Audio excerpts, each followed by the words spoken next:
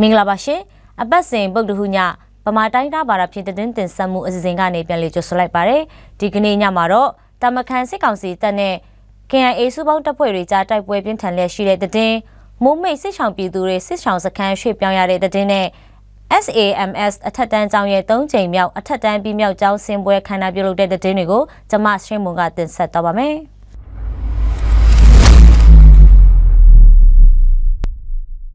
KIA တပ်မဟာကိုစုပေါင်းတပ်ကထိုးစစ်ဆင်တိုက်ခိုက်နေတဲ့စစ်ကောင်စီတပ်ခမရ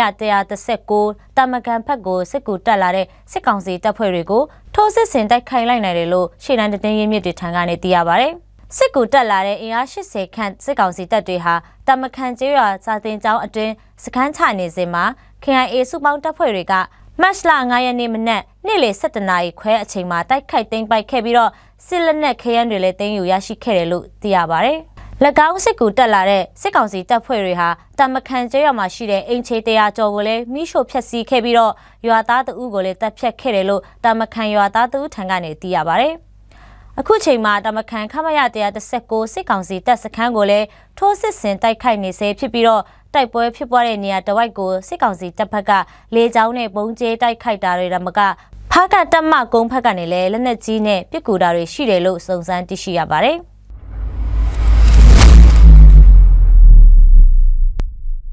ပုံကလုံးမှာစစ်ပေးတင်းရှောင်နေတဲ့မိုးမိတ်စစ်ဆောင်ပြည်သူတွေဟာမန်ပတ်ကျေးရွာဖျားချောင်းဝင်းဘက်ကိုစစ်ပေးတင်းရှောင်ဖို့ပြင်ဆင်နေကြတယ်လို့စစ်ဆောင်ပြည်သူတွေထံကနေသိရပါတယ်။အခုလိုစစ်ဆောင်နေရရွှေ့ပြောင်းရတာဟာပုံကလုံးဒေတာဟာတောတောင်ဖြစ်ပြီးတော့သွားလာရေးပိုင်းမှာခက်ခဲရုံတာမကအခုနေရာတီရောက်လာတော့ရေခမ်းခြောက်လာပြီးတောက်သုံးရဲ့အခက်ခဲရှိတာတွေကလေးတွေရဲ့ပညာရေးနဲ့ကျန်းမာရေးအခက်ခဲတွေရှိလာတာကြောင့်အခုလိုစစ်ဆောင်နေရရွှေ့ပြောင်းရတာဖြစ်တယ်လို့စစ်ဆောင်ပြည်သူတွေထံကနေသိရပါတယ်။ပြည်သူတွေအခုလိုစစ်ပေးတင်းရှောင်နေရချိန်မှာစစ်ကောင်စီဘက်ကနေလည်းပြည်သူတွေကိုကျေးရွာဘက်ပြန်လာနေဖို့အမိန့်ထုတ်ထားတာရှိပြီးတော့ကျေးရွာကိုပြန်မလာတဲ့ပြည်သူတွေကိုအရေးယူသွားမယ်လို့ချင်းချောက်ထုတ်ပြန်ထားတာတွေကြောင့်ပြည်သူတွေဟာကျေးရွာနေအိမ်တွေဖက်ကိုမပြန်ရဲသေးပဲတချို့ပြည်သူတွေကလည်းပြန်လာနေပေမဲ့တတိရှိရှိစိုးရိမ်စိတ်တွေနဲ့နေရတယ်လို့သိရပါတယ်။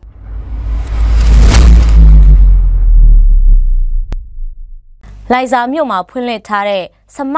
Association Mission School အထက်တန်းကျောင်းမှာဖေဖော်ဝါရီ9ရက်နေ့က3ကြိမ်မြောက်12တန်းကျောင်းသူကျောင်းသားတွေကိုအထက်တန်းပြီးမြောက်ချင်းဂုဏ်ပြုချီးမြှင့်ခြင်းအခမ်းအနားပြုလုပ်ခဲ့ပါတယ်။ကျောင်းစင်ပွဲအခမ်းအနားမှာ SAMS ကျောင်းကဆရာလကွိုက်မွန်ခိုင်ကနေကျောင်းသူကျောင်းသားတွေကိုအမှာစကားပြောကြားပြီးတော့၎င်းအခမ်းအနားမှာ2022-2023-2024ပညာသင်နှစ်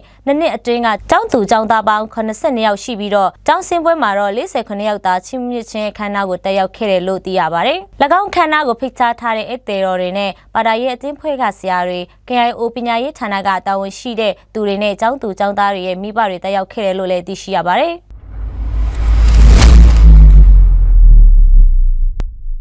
ဒီနေ့တင်ဆက်ခြင်းပြီးဆုံးတော့ပါပြီအပတ်စဉ်ဗုဒ္ဓဟူးညပမာတိုင်းသားဘာသာဖြင့်တင်ဆက်မှုအစီအစဉ်ကိုကြည့်ရှုနားဆင်ခဲ့ကြတဲ့ပရိသတ်အပေါင်းကိုစိတ်နှဖျားရှင်လန်းချမ်းမြေ့ကြပါစေရှင်ကျေးဇူးတင်ပါတယ်ရှင်